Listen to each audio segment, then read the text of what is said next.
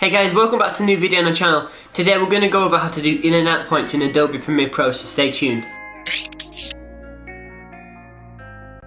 Hey guys, welcome back to a new video on the channel. If you're new here, my name's Jack.F, I'm a freelance videographer, photographer and video editor.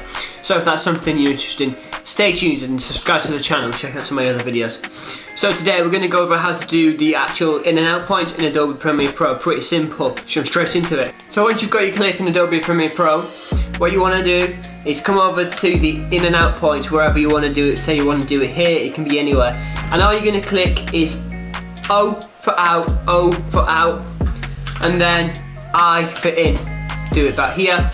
And then this part is going to be rendered or exported or whatever you're going to do. So what you can do, come to sequence, render into out. Or if you go to export it, it will just export this part. So make sure that you've got the entire clip selected.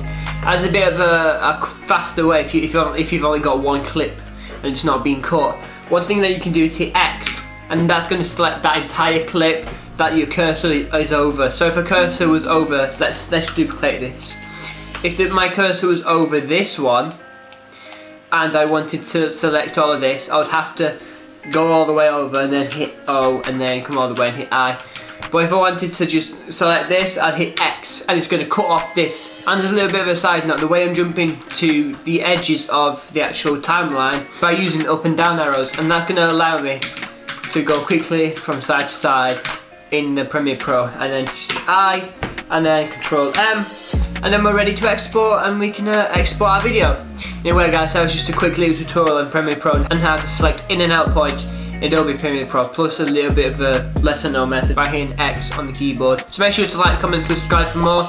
If you want to learn the basics of Adobe Peimre Pro, how to export the basics, how to edit the basics, and then just export your first video, check that video up there. I'll give all the basics. Apart from that, stay well guys, and I'll see you on the next video.